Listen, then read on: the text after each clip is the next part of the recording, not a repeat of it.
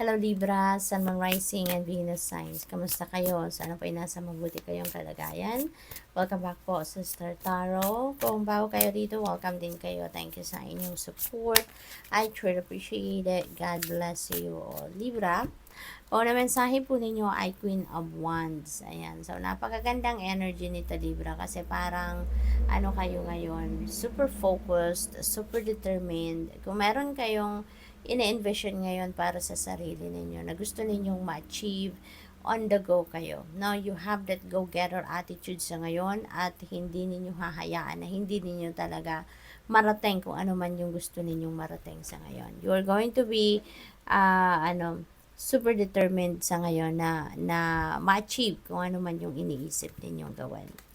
We have 10 of Wands. This is an ending and beginning energy. No? So, siguro ang iba sa inyo, Libra, meron ng siguro matagal ng bit-bit na mabigat no sa dibdib ninyo. That could be emotional burden or baka physical burden. Baka pagod na kayo physically, no? And also mentally sa trabaho ninyo, sa job ninyo, or maybe pwede rin na yan ay pagkapaguran no sa bahay, maaring sa obligasyon ninyo, sa mga responsibilidad sa pamilya, maybe yung parang hirap na din kayo, maybe because lahat kayo, no? Lahat nasa balikat ninyo.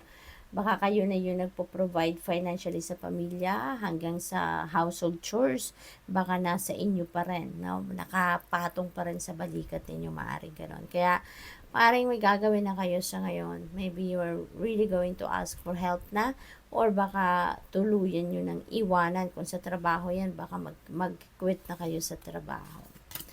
We have 8 of Wands. Ayan. So, meron mga wonderful news, wonderful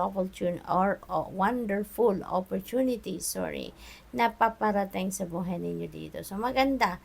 Meron ako napipick up dito na ang iba sa inyo dahil pagod na kayo sa trabaho, baka mag-a-apply kayo ng ibang trabaho. You're going to take advantage of these new opportunities na dadating at maaaring iwanan nyo na ng tuluyan kung ano man yung trabaho ninyo dito at mag-a-apply kayo talaga ng iba, no? There is also travel coming your way. Maaaring may travel opportunity kayo. Maaaring yung trabaho na yan would be overseas opportunity, no? Kaya maaaring yan din ang kukunin ng iba sa inyo. So, good luck. You have death energy. Ayan. So, this is ending and beginning energy, Libra. So, most likely talaga meron kayong tatapusin na chapter sa buhay ninyo dito at meron kayong sisimulan. You are up for change, no? You are up for transformation. You are ending something sa buhay ninyo dito kasi handa na kayong magsimula ng bagong chapter sa buhay ninyo. So, this is really good, no? Really beautiful, Libra. Kasi papunta na kayo sa pagbabagong buhay, no?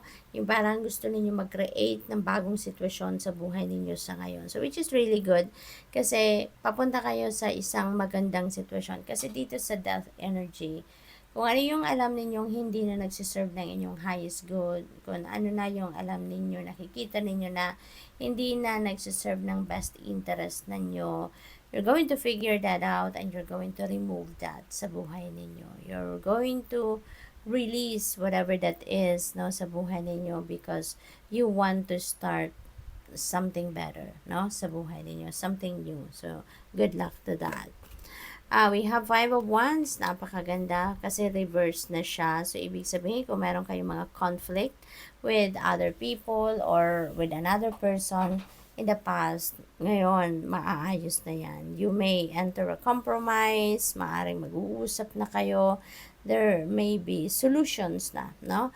Maybe you are resolving the conflict na sa ngayon, kaya napakaganda. What else? We have Page of Cups in reverse. Ayan. So, siguro din, may mga inggitera sa paligid ninyo, Libra, no? Maaring, ito rin yung isa pa sa nakakapagpa-stress sa'yo. Kasi, maaring yung mga inggitera na yan, inggitero, baka, making up stories, no? About you. Maaring merong mga alam mo yun, pang-i-intimidate na ginagawa siguro ang ibang tao dyan sa inyo Libra. Kaya, ayan, no, hayaan nyo na lang ang mga yan. Huwag nyo nang pansinin, no? Kasi hindi naman makakatulong ang mga yan sa buhay ninyo. Wow, 10 of Cups. Kaya siguro marami naiinggit sa inyo because you have happy family. Masaya kayo. Siguro yung mga dreams ninyo, yung wishes ninyo, siguro nag-come true na. Kaya maraming nakatingin, maraming naiinggit, maaaring ganon, no? So, 10 of Cups is happy family. This is domestic bliss, no? Maaaring mayroong mga celebrations kayo na gagawin. May mga tagumpay siguro kayong makakamit sa ngayon. You know, kaya magiging masaya ang lahat. Okay? Masaya ang bawat isa, relasyon ninyo sa bawat isa, maybe harmonious, happy, contented, fulfilled kayo. Kaya magandang sitwasyon ito.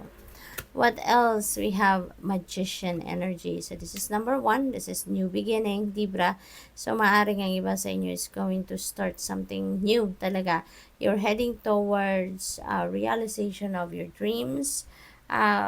Kung dati siguro, natatamad kayo, or kung siguro dati, nagpo-procrastinate kayo, nag-hesitate kayo. Ngayon, wala na.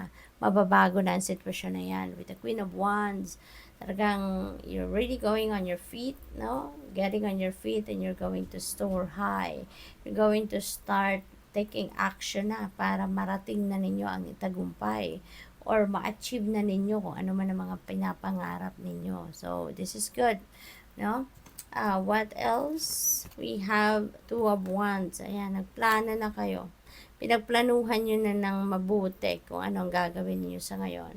Kung ano man yung mga pagbabagong ito na i-create niyo sa buhay ninyo sa ngayon, planado nyo na yan. And maybe ang maganda rin dyan sa ngayon kasi makakamit ninyo anong gusto ninyong makamit, no? Kasi you are already receiving support, no? Para ma-carry out ninyo ang pagbabagong yan na minimithi ninyo para sa buhay ninyo. So, be on the lookout for those opportunities and possibilities na pinapadala sa inyo ngayon ang universe. Kasi, eto na yon, sinusuportahan ka na.